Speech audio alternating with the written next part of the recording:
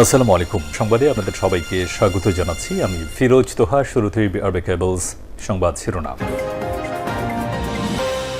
বাংলাদেশের সর্বশেষ গুরুত্বপূর্ণ আপডেট সংবাদে আপনাকে স্বাগত। শুরুতেই সংবাদ শিরোনাম, পরে বিস্তারিত। প্রথমেই জানাবো, দেশজুড়ে কড়া সতর্কতা জারি করল পুলিশ সদর দপ্তর। দেশব্যাপী পুলিশের ব্যবহৃত যানবাহনকে লক্ষ্য করে সম্ভাব্য নাশকতার আশঙ্কায় সর্বোচ্চ সতর্কতা জারি করেছে পুলিশ সদর দপ্তর। উগ্রবাদী সংগঠনের সদস্য বা দুষ্কৃতকারীরা পুলিশের জিপ, পিকআপ, বাসসহ বিভিন্ন যানবাহনের উপর হামলা চালাতে পারে। গোয়েন্দা তথ্যের ভিত্তিতে মাঠ পর্যায়ে সব ইউনিটকে তাৎক্ষণিক নিরাপত্তা ব্যবস্থা জোরদারের নির্দেশনা দিয়েছে পুলিশ সদর দপ্তর। এরপর জানাবো, জাতি হিসেবে ৫৫ বছরে নিজেদের কতটুকু বিকশিত করতে পেরেছি প্রশ্ন মাহমুদুর রহমানের। জাতি হিসেবে গত ৫৫ বছরে বাংলাদেশ কতটা বিকশিত হতে পেরেছে এমন প্রশ্ন তুলেছেন আমার দেশ এর সম্পাদক মাহমুদুর রহমান। তিনি বলেন, একটি জাতি হিসেবে সফল হতে হলে আগে নিজেদের জাতিসত্তার সংজ্ঞা নির্ধারণ করতে হবে। এদিকে সব বন্দর ২৪ ঘন্টা চালু রাখার নির্দেশ প্রধানমন্ত্রীর। ব্যবসা বাণিজ্য সহজীকরণ ও আমদানি রপ্তানি কার্যক্রম আরও গতিশীল করতে দেশের সব বন্দর আগামী ২৪ ঘন্টাই চালু থাকবে বলে নির্দেশনা দিয়েছেন প্রধানমন্ত্রী। আজ তেজগাঁওয়ে প্রধানমন্ত্রীর কার্যালয়ে দেশের শীর্ষ ব্যবসায়ী ও শিল্প উদ্যোক্তাদের সঙ্গে অনুষ্ঠিত উচ্চ পর্যায়ের বৈঠকে তিনি এমন নির্দেশনা দিয়েছেন। এদিকে লন্ডনে আর শিলংয়ে তো ছিলাম না, গুপ্ত বলেন কেন? বাংলাদেশ জামাত ইসলামের কেন্দ্রীয় সেক্রেটারি জেনারেল মিয়া গোলাম পরোয়ার জানিয়েছেন যে, আপনাদের মতো লন্ডন আর শিলংকে পলাতক ছিলাম না, আমরা বাংলাদেশের মাটিতেই ছিলাম, তাহলে কেন গুপ্ত বলেন? প্রধানমন্ত্রীর উদ্দেশ্য করে তিনি আরও বলেন, আপনার চারপাশে মন্ত্রী এমপি যারা আছে তাদের ভুল কথায় বিভ্রান্ত হবেন না। আজ রাজধানীর মহাখালীতে ঢাকা মহানগর উত্তর জামাত আয়োজিত বিশাল বিক্ষোভ সমাবেশে প্রধান অতিথির বক্তব্যে তিনি এমন কথা বলেন। এবং সর্বশেষ জানাবো, অমিত শাহর পদত্যাগ দাবিতে আন্দোলন জোরালো হচ্ছে।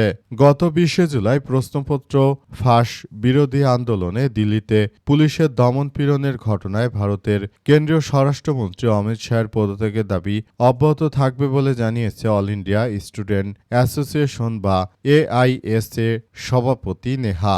একই সঙ্গে দিল্লি পুলিশের কমিশনার অনুরাগ কুমারকে অপসারণ এবং গ্রেপ্তার হওয়া শিক্ষার্থীদের মুক্তির দাবিতেও আন্দোলনের অংশ হিসেবে চালিয়ে যাওয়ার ঘোষণা দিয়েছেন নেহা। প্রিয় দর্শক, এতক্ষণ শুনছিলেন সংবাদ শিরোনাম, এবারে বিস্তারিত। তবে তার আগে বন্ধুরা, অনুরোধ থাকবে এই সংবাদটিতে একটি লাইক দিন। এই চ্যানেলে আপনি নতুন হয়ে থাকলে আমাদের সংবাদটি দেখতে দেখতে চ্যানেলটি সাবস্ক্রাইব করে রাখুন। কমেন্ট করে বন্ধুরা আপনার মূল্যবান মতামত জানিয়ে দিন আপনি বিশ্বের কোন দেশ থেকে বা বাংলাদেশের কোন স্থান থেকে আমাদের সংবাদটি দেখছেন এবং শুনছেন। আর বন্ধুরা, সংবাদটি আপনার সোশ্যাল মিডিয়া ফেসবুকে শেয়ার করে বন্ধুদেরও দেখার সুযোগ করে দিন। গাজা যুদ্ধে আপনি যদি নিরীহ ফিলিস্তিনিদের ভালোবেসে থাকেন বন্ধুরা, কমেন্টে ইয়েস লিখে পুরো বিশ্ববাসীকে আমাদের এই তাজা আপডেটটি দেখার সুযোগ করে দিন। এবার বিস্তারিত। দেশজুড়ে কড়া সতর্কতা জারি করল পুলিশ সদর দপ্তর। দেশব্যাপী পুলিশের ব্যবহৃত যানবাহনকে লক্ষ্য করে সম্ভাব্য নাশকতার আশঙ্কায় সর্বোচ্চ সতর্কতা জারি করেছে পুলিশ সদর দপ্তর। উগ্রবাদী সংগঠনের সদস্য বা দুষ্কৃতকারীরা পুলিশের জিপ, পিকআপ, বাস সহ বিভিন্ন যানবাহনের উপর হামলা চালাতে পারে। গোয়েন্দা সংস্থার এমন তথ্যের ভিত্তিতে মাঠ পর্যায়ে সব ইউনিটকে তাৎক্ষণিক নিরাপত্তা ব্যবস্থা জোরদারের নির্দেশনা দেওয়া হয়েছে। আজ পুলিশ সদর দপ্তরের অপারেশনস কন্ট্রোল থেকে পাঠানো এক জরুরি বার্তায় এই নির্দেশনা দেওয়া হয়েছে। বার্তায় বলা হয়েছে যে, পুলিশের যানবাহনের নিরাপত্তা নিশ্চিত করতে কোনো ধরনের শিথিলতা বা অবহেলার সুযোগ নেই। বিশেষ করে ডিউটির সময় বা ডিউটি শেষে পার্কিং করা যানবাহনের নিরাপত্তা নিশ্চিত করতে সর্বোচ্চ সতর্কতা অবলম্বনের নির্দেশনা দেওয়া হয়েছে। নির্দেশনায় বলা হয়েছে যে, ডিউটিরত কোনো যানবাহন সাময়িকভাবে থামানোর প্রয়োজন হলে সেটি অবশ্যই নিরাপদ স্থানে পার্ক করতে হবে। হবে এবং পুলিশের সদস্যদের সার্বক্ষণিক নজরদারির আওতায় রাখতে হবে। কোনো অবস্থাতেই চালক বা দায়িত্বপ্রাপ্ত সদস্যরা ছাড়া যানবাহন ফেলে রাখা যাবে না, অর্থাৎ আনঅ্যাটেন্ডেন্ট অবস্থায় কোনো পুলিশি যানবাহন রাখার উপর কঠোর নিষেধাজ্ঞা আরোপ করা হয়েছে।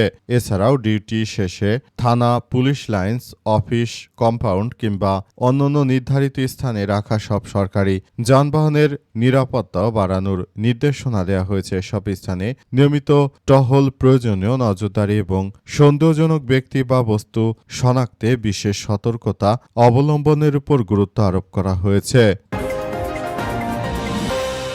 জাতি হিসেবে ৫৫ বছরে নিজেদের কতটুকু বিকশিত করতে পেরেছি, প্রশ্ন মাহমুদুর রহমানের। জাতি হিসেবে আমরা গত ৫৫ বছরে বাংলাদেশ কতটা বিকশিত হতে পেরেছে এমন প্রশ্ন তুলেছেন আমার দেশের সম্পাদক মাহমুদুর রহমান। তিনি বলেছেন, একটি জাতি হিসেবে সফল হতে হলে আগে নিজেদের জাতিসত্তার সংজ্ঞা নির্ধারণ করতে হবে। একই সঙ্গে উচ্চশিক্ষাকে দলীয়করণ মুক্ত করতে এবং শিক্ষার্থীদের মানব সম্পদে পরিণত করতে শিক্ষকদের আরও কার্যকর ভূমিকা রাখার আহ্বান জানিয়েছেন তিনি। আজ ঢাকা বিশ্ববিদ্যালয়ের মোজাফফর আহমেদ চৌধুরী মিলনায়তনে বিপ্লব ও বিজয়ের ৩৬ জুলাই নতুন প্রত্যাশা আগামীর ভাবনা শীর্ষক সেমিনারে প্রধান অতিথির বক্তব্যে তিনি এমন কথা বলেছেন। ইউনিভার্সিটি রিসার্চ লিংক বা ইউটিএল আয়োজিত এই সেমিনারে মূল প্রবন্ধ উপস্থাপন করেন রাঙামাটি বিজ্ঞান ও প্রযুক্তি বিশ্ববিদ্যালয়ের সাবেক উপাচার্য অধ্যাপক ড মোহাম্মদ আতিয়ার রহমান। মাহমুদুর রহমান জানিয়েছেন যে জাতিসত্তা বিনির্মাণে শিক্ষক সমাজকে এগিয়ে আসতে হবে, দেশের জনগোষ্ঠীগুলোকে জনসম্পদে রূপান্তরিত করতে হবে, শিক্ষকদের ভালো মানুষ হতে হবে, আধুনিক একটি রাষ্ট্র কাঠামো গড়ে তোলা ছাড়া কোনো বিকল্প হবে না। কিন্তু আমরা ঢাকা বিশ্ববিদ্যালয় সহ বাংলাদেশের যেসব বিদ্যাপীঠ রয়েছে সব জায়গায় দেখতে পাচ্ছি যে সেখানে মূলত এমন ধরনের কার্যক্রম চালানো হচ্ছে সেখানে শুধুমাত্র দলীয় নেতাকর্মীদের কদর করা হচ্ছে, আর যারা সাধারণ শিক্ষার্থী রয়েছে তাদের বেলায় কেউ আসলে তাদের পাত্তাই দিতে চাইছে না। সুতরাং বিষয়গুলো খুব গুরুত্ব সহকারে দেখভাল করার মধ্য দিয়ে সবাইকে এগিয়ে যেতে হবে বলে উল্লেখ করা হয়েছে।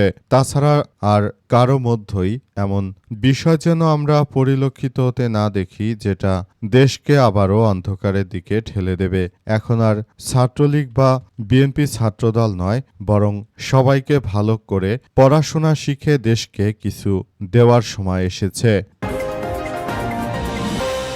সব বন্দর ২৪ ঘন্টা চালু রাখার নির্দেশ প্রধানমন্ত্রীর। ব্যবসা বাণিজ্য সহজীকরণ এবং আমদানি রপ্তানি কার্যক্রম আরও গতিশীল করতে দেশের সব বন্দর ২৪ ঘন্টা চালু রাখার নির্দেশ দিয়েছেন প্রধানমন্ত্রী তারেক রহমান। আজ রাজধানীর তেজগাঁয়ে প্রধানমন্ত্রীর কার্যালয়ে দেশের শীর্ষ ব্যবসা এবং শিল্প উদ্যোক্তাদের সঙ্গে অনুষ্ঠিত এক উচ্চ পর্যায়ের বৈঠকে তিনি এমন নির্দেশনা দিয়েছেন। বৈঠক শেষে সাংবাদিকদের ব্রিফিংয়ে এই তথ্য জানায় প্রধানমন্ত্রীর উপদেষ্টা ও প্রধানমন্ত্রী কার্যালয়ের মুখপাত্র মাহাদি আমিন। তিনি বলেন, বৈঠকে বেসরকারি খাতের পক্ষ থেকে প্রস্তাব দেওয়া হয়েছিল চট্টগ্রাম কিংবা ঢাকা বিমানবন্দরের আমদানি রপ্তানি সংক্রান্ত বাণিজ্যিক কার্যক্রম ২৪ ঘন্টা চালু করা যায় কিনা। এই প্রস্তাবের পরিপ্রেক্ষিতে প্রধানমন্ত্রীর তাৎক্ষণিক নির্দেশনা দিয়েছেন যে সরকারের সংশ্লিষ্ট সব দপ্তর সমন্বিতভাবে কাজ করে যেন বাংলাদেশের প্রতিটি বন্দর ২৪ ঘন্টায় সেবা দিতে পারে তা নিশ্চিত করতে হবে। এর ফলে আমদানি রপ্তানি কার্যক্রম আরও দ্রুত ও গতিশীল হবে। তিনি আরও জানান, শীর্ষ ব্যবসায়ীদের সঙ্গে দীর্ঘ সময় ধরে অনুষ্ঠিত বৈঠকে বেসরকারি খাতের বিভিন্ন চ্যালেঞ্জ, বিদ্যমান সমস্যা, বিনিয়োগ পরিবেশ ও ব্যবসা সংক্রান্ত সম্প্রসারণ বিভিন্ন বিষয় নিয়ে বিস্তারিত আলোচনা করা হয়। মাহাদি আমিন আরও জানান, দেশে বিদ্যমান বিভিন্ন অর্থনৈতিক অঞ্চল ও বাংলাদেশের অর্থনৈতিক অঞ্চল কর্তৃপক্ষ বা বেজা ও বাংলাদেশ রপ্তানি প্রক্রিয়াকরণ এলাকা কর্তৃপক্ষ বেবজা এর আওতাধীন এলাকায় কিভাবে আরও বেশি বিনিয়োগ আকৃষ্ট করা যায় সে বিষয়ে যে জটিলতা রয়েছে সবকিছু ঠিকঠাক করার জন্য আমাদেরকে নির্দেশনা দিয়েছেন প্রধানমন্ত্রী। লন্ডন আর শিলংয়ে তো আমরা গুম ছিলাম না, ১৭ বছর আমরা পালিয়ে যাইনি, দেশের মাটিতেই ছিলাম, তাই আমাদেরকে গুপ্ত বলেন কার কথা মতো সরকারকে এমন প্রশ্ন তুলেছেন বাংলাদেশ জামাত ইসলামের সেক্রেটারি জেনারেল অধ্যাপক মিয়া গোলাম পরোয়ার। তিনি সরকারের উদ্দেশ্য করে বলেছেন যে আপনার পাশের কিছু সুসময়ের নেতাকর্মী রয়েছে যাদেরকে বিগত ১৭ বছর আসলে দেশের কোনো কাজে দেখা যায়নি। এখন স্বৈরাচারের পতনের পর দেখা যাচ্ছে তারা বাংলাদেশে খুব গুরুত্ব সহকারে তারা এখন নেতৃত্ব নিয়ে অনেক টানা হেচড়া করছে। তাদের কথায় অনুপ্রাণিত হয়ে জামাতকে এমন কিছু বলবে না যাতে করে ভবিষ্যতে সরকারের বিরুদ্ধে জামাত বড় ধরনের কোনো উদ্যোগ নিতে বাধ্য হয়। আপনাকে যথাযথভাবে হুঁশিয়ারি করে দিচ্ছি যে গুপ্ত বলার আগে আপনার নিজের অবস্থান দেখুন। বিদেশে পলাতক ছিল কারা? বিদেশে পলাতক ছিল হচ্ছে বিএনপি। বিএনপির নেতা তারেক রহমান ১৭ বছর লন্ডনে পলাতক থাকার পর তারা এখন জামাতের নেতাকর্মীদেরকে গুপ্ত বলে। কতটা নির্লজ্জ এই রাজনৈতিক দলের নেতাকর্মীরা যে নিজেরাই পলাতক থাকার পর তারা এখন আমাদেরকে গুপ্ত বলছে, অথচ নিজেরাই সবথেকে বড় গুপ্ত। গুপ্ত বলার আগে আপনারা সবাই আরও সতর্কতার সহিত কার্যক্রম চালিয়ে যান। যদি সেটা করতে না পারেন ভবিষ্যতে আরও এক ভয়াবহ বিপর্যয়কর পরিস্থিতি সৃষ্টি হবে বিএনপির। এমন পরিস্থিতি সৃষ্টি হবে যে তারা আর ভবিষ্যতে কোনোদিন কোনো কিছুই করতে পারবে না। তাই এখনই বিএনপিকে এসব বিষয় নিয়ে খুব সতর্ক অবস্থানে থাকার জন্য জানানো হয়েছে।